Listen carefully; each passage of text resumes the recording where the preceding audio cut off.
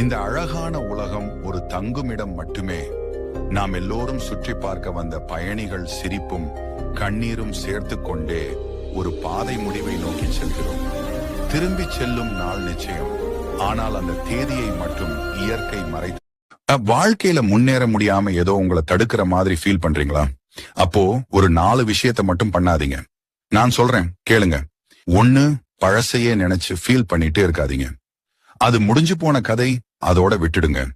2, நாளைக்கு. வாழ்க்கையில் நாம் சோர்வடையும் போது சில வார்த்தைகள் நம்மை தாங்கி பிடிக்கின்றன.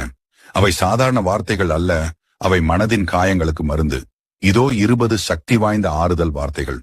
நான் இருக்கிறேன், கவலைப்படாதே, எல்லாம் சரியாகிவிடும், தைரியமாக இரு. வாழ்க்கையில் 2 விஷயங்களை என்றும் மறவாதீர்கள். 1, மற்றவர் உழைப்பில் வாழக்கூடாது. 2, மற்றவர் சிரிக்கும்படி வாழக்கூடாது. நீ தவறு செய்திருந்தால் வயது வித்தியாசமின்றி தயங்காமல் மன்னிப்பு கேளு. நீ தவறு செய்யவில்லை என்றால் வயது வித்தியாசம் பாராமல். 27 நட்சத்திரங்களுக்கு உரிய தெய்வங்களின் பட்டியல்: அஸ்வினி, சரஸ்வதி தேவி, பரணி, துர்க்கை அம்மன், கார்த்திகை, முருகப்பெருமான், ரோகிணி, ஸ்ரீ கிருஷ்ணர், மிருகசீரிஷம் சிவபெருமான், திருவாதிரை சிவபெருமான், புனர்பூசம் ஸ்ரீராமர், பூசம். ஒரு முறை உயரமான மலையில் வேடனின் வலையில் ஒரு கழுகு சிக்கிக் கொண்டது.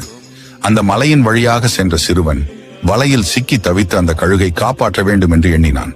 சிறுவன் வலையை அறுக்க கத்தியை எடுத்துவிட்டு மீட்பதற்காக முயற்சித்தான். ஆனால் அந்த கழுகு பயந்துவிட்டு. சிரமமான விஷயங்கள் எளிதாக மாறுவதில்லை. நீங்கள் தான் வலிமையானவராகிறீர்கள். நீங்கள் வளர்கிறீர்கள், மாறுகிறீர்கள், புதிதாக ஆகிறீர்கள். நீங்கள் தொடர்ந்து நிற்க, தொடர்ந்து போராட, நீண்ட நாள் உறுதியாக முன்னேறினால் ஒரு கட்டத்தில் அந்த போராட்டத்தையே நேசிக்க. இந்த உலகில் ஒரு விஷயத்தை நீங்கள் நன்றாக கவனித்திருக்கிறீர்களா?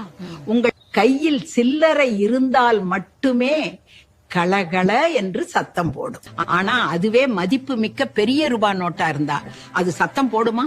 போடாது. அது ரொம்ப அமைதியா பவ்ய. உடலும் உயிரும் சொந்தமில்லை, உற்றார் உறவினர் சொந்தமில்லை, ஓடி ஓடி உழைத்த பணமும் சொந்தமில்லை, ஆசைப்பட்டு வாங்கிய பொருட்களும் கூட சொந்தமில்லை.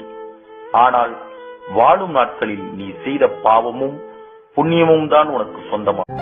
வாழ்க்கை என்பது எப்போவும் சீரான பாதையாக இருப்பதில்லை.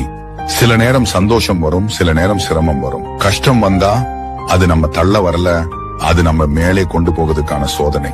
நம்ம மனசு பலம் பெற வேண்டிய ஒரு வாய்ப்பு. நினைச்சுக்கோ, இரவு எவ்வளவு. புத்திசாலி மனிதர்கள் பேசுவதை காட்டிலும் கேட்பதை பழக்கமாக கொள்வார்கள். தெரியாதது போல் நடித்து இன்னும் அதிகம் கற்றுக்கொள்வார்கள். எல்லோரும் பதறும் போதும் கூட அமைதியாக இருப்பார்கள். தன் பலத்தை வெளியில் காட்டிக் கொள்ள மாட்டார்கள். பேசுவதற்கு முன்பே ஒருவரை எளிதில் எடை போட்டு விடுவார்கள்.